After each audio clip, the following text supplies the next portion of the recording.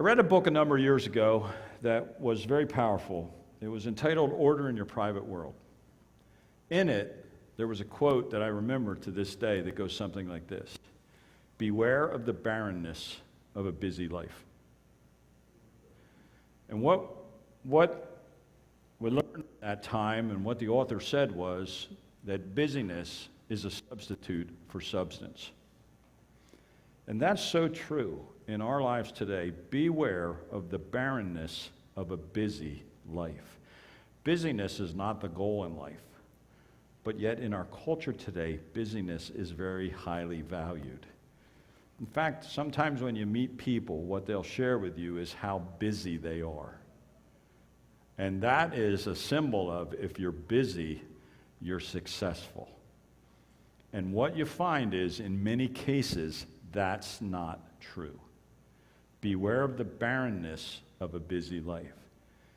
In this passage in Genesis, there's something that is said to us that's very important for us to see, and it has to do with the subject of rest. On the seventh day, God rested. That's not put in there by accident. That's put in there very deliberately. And the reality is that for most of us, we're not at rest. We're restless. We don't like this. We don't like that. We got to do this. We got to be doing this. We are, for the most part, like the rest of our culture, is a very restless people. When God says, on the seventh day, he rested. Now,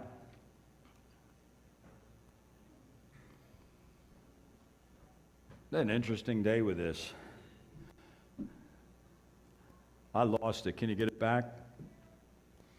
Okay, Matthew says this. Let me read this passage to you. It's in chapter 11. At that time, Jesus said, "I praise you, Father, Lord of heaven and earth, because you have hidden these things from the wise and the learned and revealed them to your little children." Now, that's an interesting way of saying this. There's a little bit of ridicule in that statement on the part of Jesus, because he didn't just reveal it to children versus here are the wise, here are the mighty, here are this group. He revealed it to really little children. Now, that's a fascinating, this is why Jesus was not liked by the religious people, by those who were not many mighty, not many wise, not many of noble birth are going to come. Those that come are considered little children. So he says to them, "Yes, Father, for this is what you were pleased to do. All things have been committed to me by my Father." That's a significant statement. No one knows the Father, no one knows the Son except the Father, and no one knows the Father except the Son, and those to whom the Son chooses to reveal him.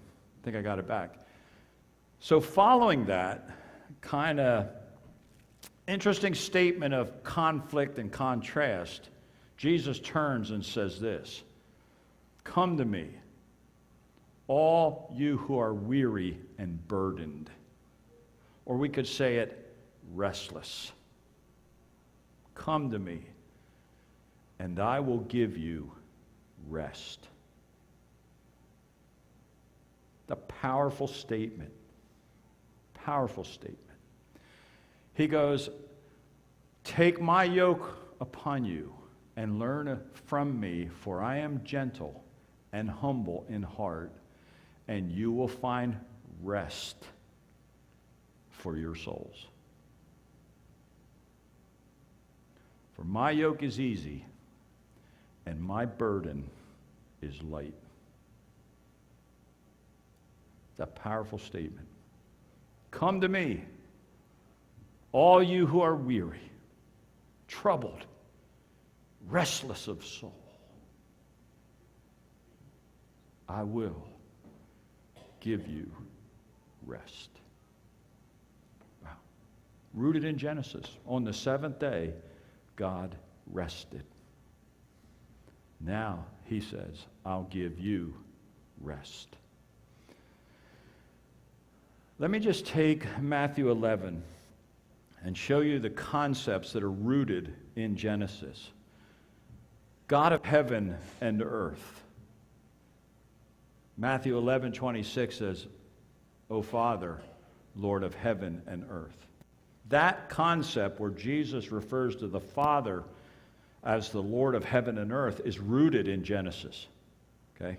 So we're going from Genesis, from the Creator, to Christ. That's how the Bible works. It's going to take you from the physical to the spiritual. It's going to take you from the world of reality that we live in, a physical world, to the world that is a spiritual world that these wise and noble can't understand. But he's going to explain it.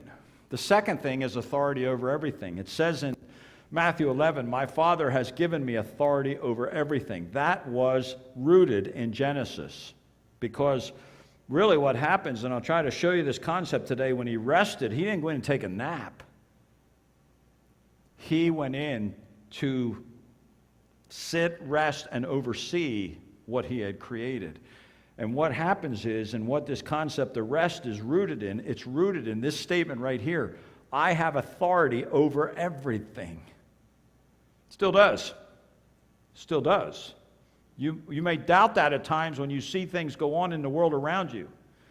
But it's still the truth. He still is in control of his creation. He always will be in control of his creation. He is never outside of control of his world.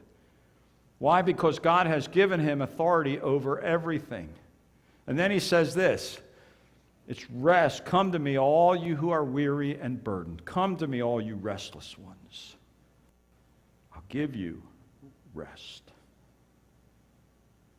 I'll give you rest. That's an interesting statement, isn't it?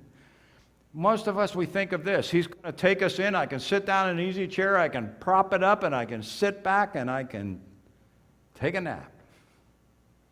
No, not that at all. Not that at all. So it's important for us to look at this. What he said in Genesis, the first couple of verses state this. Thus the heavens and the earth were completed in all their vast array. Now to review with you real quick, on the first 3 days he made the operating system. He made time, weather, and food. So he put for you Apple people, he put the iOS system in place. The operating system that God created in Genesis is still operational today. Time, weather, food. The next couple of days, 4, 5, and 6, he takes the time to build the applications that go in there. And the icons, or whatever you want to call it, the applications that come and go. Even us. He made people come and go. We come and go. We have a short span to live here on earth. We get roughly 70 or 70 years. For the most part, then, life happens really quick. We're the applications that come and go. When he's all done, and it's all finished, he looks, and then it says this, thus the heavens and the earth were completed. They were finished. They were done. Okay? In their vast array. By the seventh day, God had finished the work he had been doing. So on the seventh day, he rested from all his work. Okay. Now that particular statement right there is this. He rested from his work of creation. Specific. Okay. He rested from his work. Then God blessed the seventh day and made it holy. That's the Sabbath day. The seventh day is Saturday. It's not Sunday. Okay. The Sabbath day, he blessed it, made it holy, because on it he rested from all the work of creating that he had done. Now I want to just process with you today and try to communicate with you today as best I can this concept of rest, because I think it is one of the missing elements in our lives today. I think we look and think of rest as take it easy. We work Monday, Tuesday, Wednesday, Thursday, Friday, Saturday, or Friday, we're off Saturday. Saturday, we rest. Yeah, how many of you rested Saturday? You did more work Saturday than you probably had to do during the whole week. In fact, it's gotten to the point where today in our day, Saturday and Sunday have become two of the busiest days in our whole culture. Okay? And so what does this mean? Rest. If you ever travel to Israel, it's interesting. Their work week is Sunday, Monday, Tuesday, Wednesday, Thursday, Friday. They're off Saturday. It's a whole different time set. They still look at this thing of the Sabbath day as the day off, but they don't look at Sunday as a day of worship. They look at Sunday as a day of work. So activity just picks back up on Sunday. It's interesting. And as we go on in this, what does it mean to say that God rested from all his work? Because to understand this truth, I think, is what he means when he says, "Come to me, all you restless ones." Come to me. What does rest involve in the Bible? Well, it's found throughout the Bible. Just so you know, I'll give you some examples of this. It's just everywhere. Okay. In fact, it was in the Psalm. I just read one of the Psalms. I think it was 51 that I read. Rest was in there. But he says this in Psalm 132, the 132nd Psalm. "Let us go to his dwelling place. Let us worship at his footstool, saying, 'Arise, Lord, and come to your resting place, you and the ark of your might.'" Your resting place. So rest then may not be so much a condition, but a place. Okay. So when it says, on the seventh day God rested, it means that he entered into his resting place. That's interesting, isn't it? Rest involved entering his dwelling place. Okay. Fascinating. Rest involved occupying his place of rule and authority. See, on the seventh day, when he was finished all the work, he didn't go and sit in a lounge chair and take a nap. He's God. He didn't need to.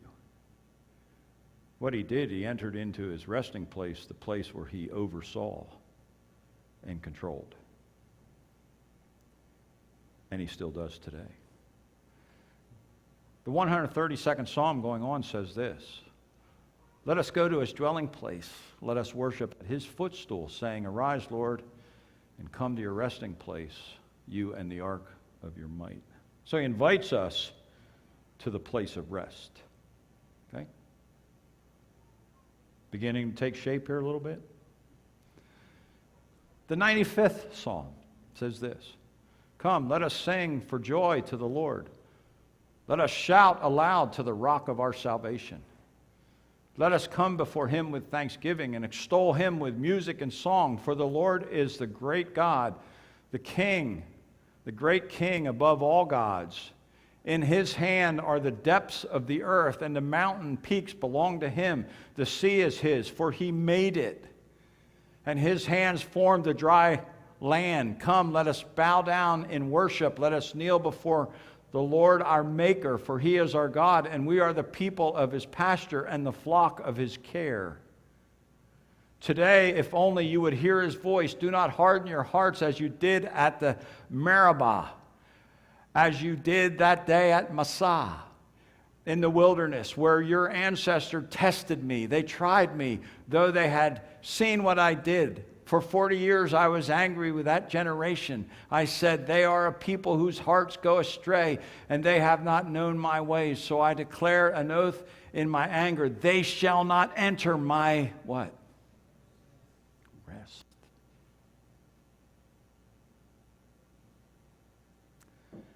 It's a place as much as it is anything. To enter his rest was to embrace him and live under his authority through obedience and worship. This should be today. When we come into a building like this and we gather with God's people, this should be rest for our souls. A step outside of the rat race that you all live in, the busyness of life, the trials and the troubles that you face, the things that you've been through, and when you come here, it ought to be able to see it in perspective. The best way I can say it to give away a little bit of where we're going is, God's got you. God's got you. I'd like to say it this way. Maybe in our world today we might say this: relax. God's in control. Relax. He's in control. He's got it. Take a breath. That's rest. It's okay. It's okay. He didn't lose control. He hasn't stepped outside of his resting place yet. He hasn't stepped outside that place of authority and control. He's got it. And what he says for it is this: I got it for you. Take my yoke, because I'll take yours. You rest, I'll carry the load.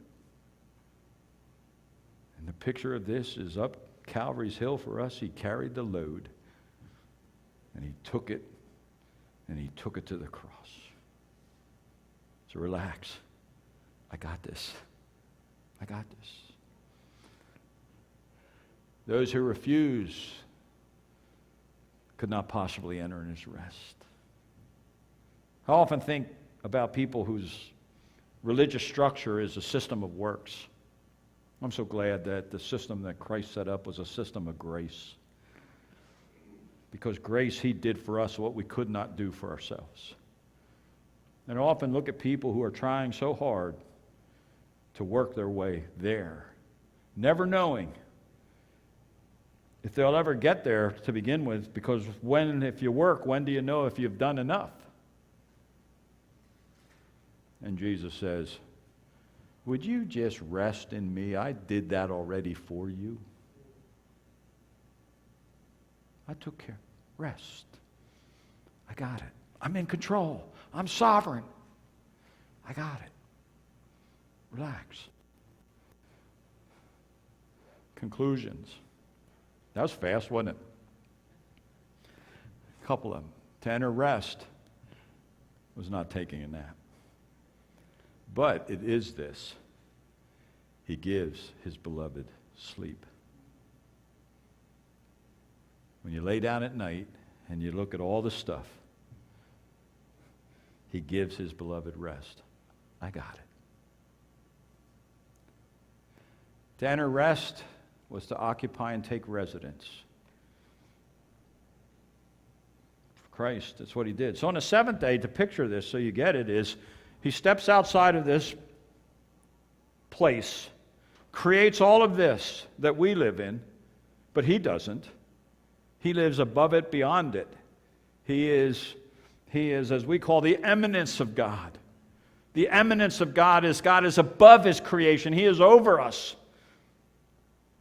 He does not depend on this for his existence. He is not dependent on weather, time, or food. He controls weather, time, and food.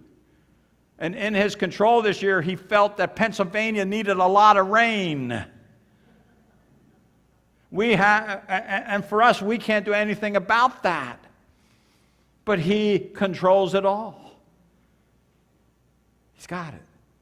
So he stepped outside that place of authority and that position where he sits at the right hand of God the Father, stepped outside and created all of this, that even we look into the telescope and we see planets that we can't even see with the human eye, and there are things out there that are vast, beyond our comprehension, beyond our ability, even beyond our knowledge today. This thing is far bigger than any of us have any idea.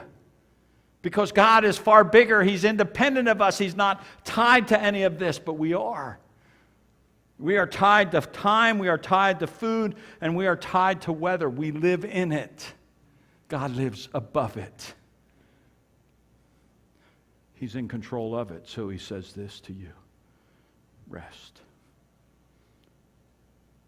Rest in me. I got you. I got you. To enter rest was to declare ownership and to manage. For him, that's what he did.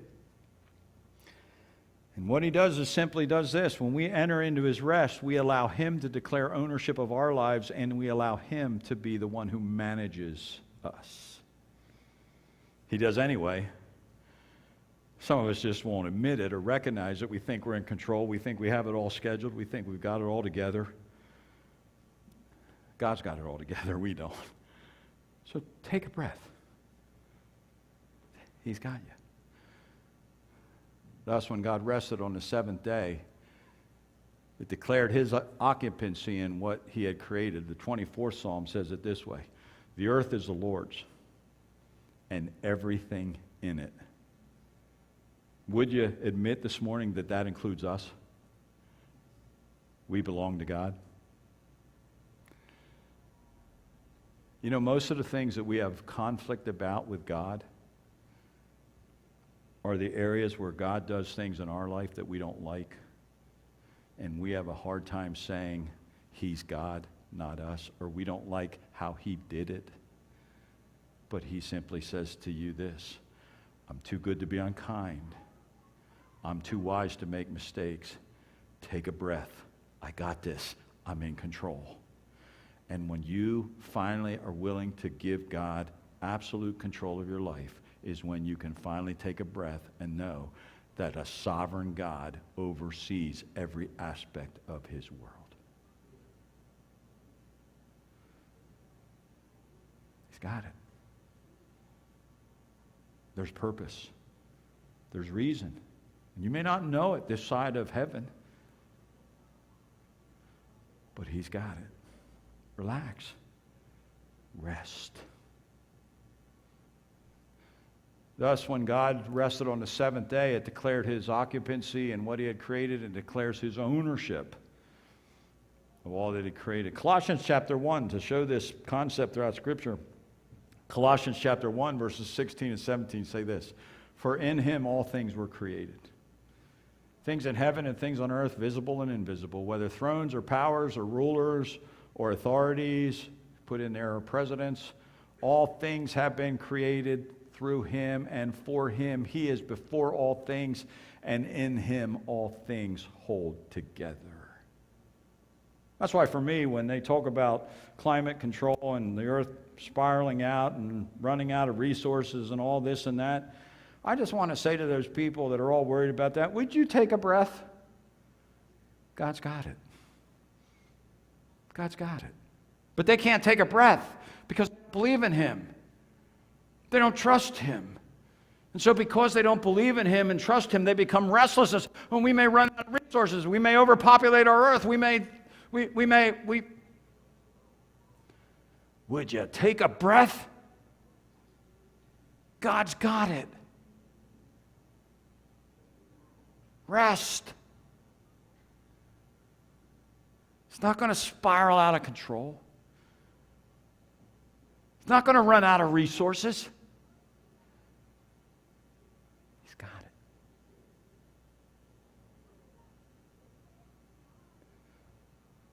Here's the truth. He is sovereign over his creation.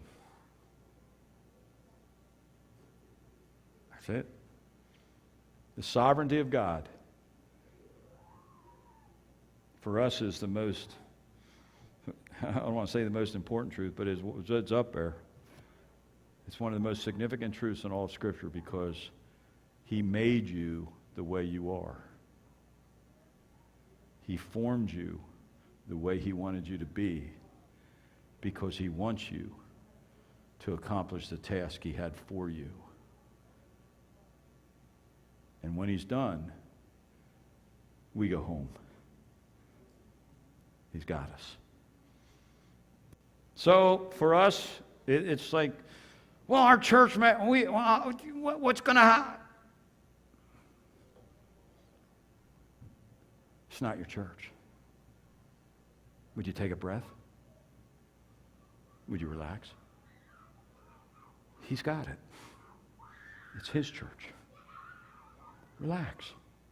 Well, what that? Yeah, I know. I hear it.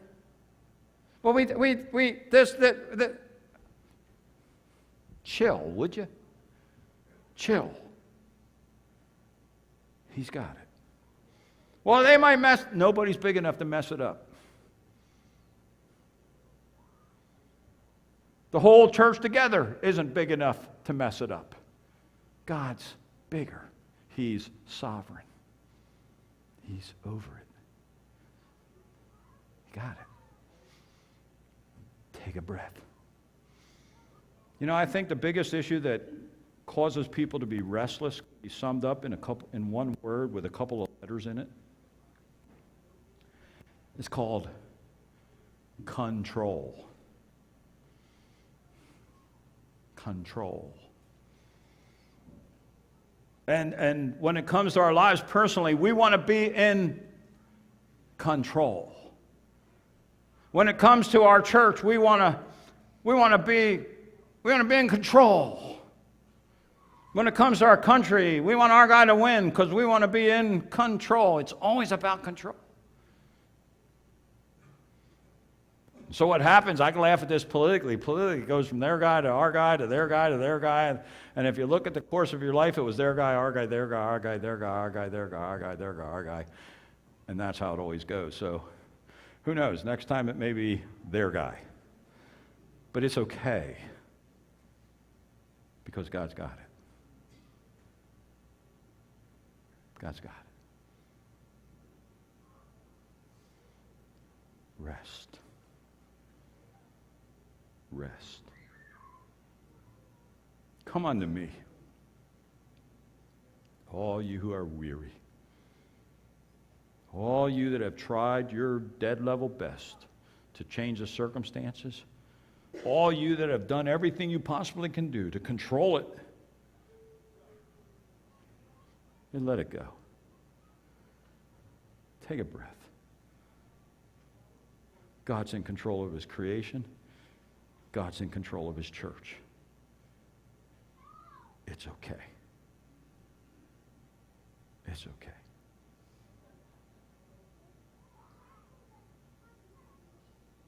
Rest.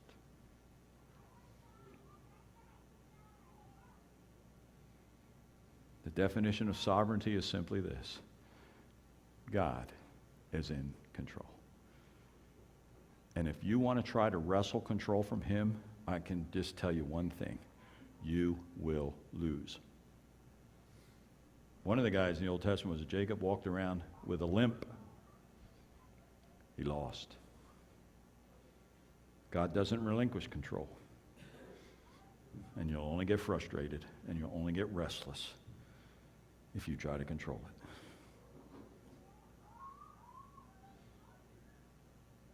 The Lord has established his throne in heaven, and his kingdom rules over what? Let me read that again. When we get that last word, I want you all to say it real loud.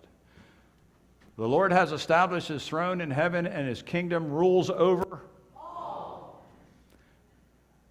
Can I ask you one question? What does all mean? All. I love looking at them in the dictionary. All means all. Everything, everyone, every person, every little mosquito that you swatted. It's God's. You can enter his rest by placing your faith in his sovereignty.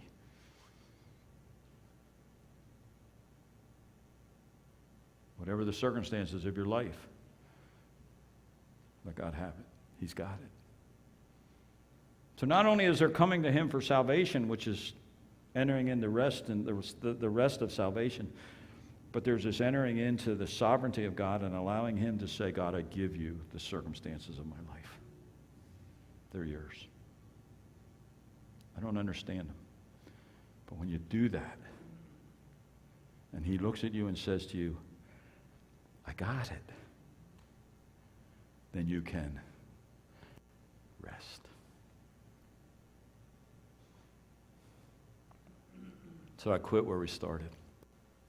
Come to me, all you who are weary and burdened, and I will give you rest.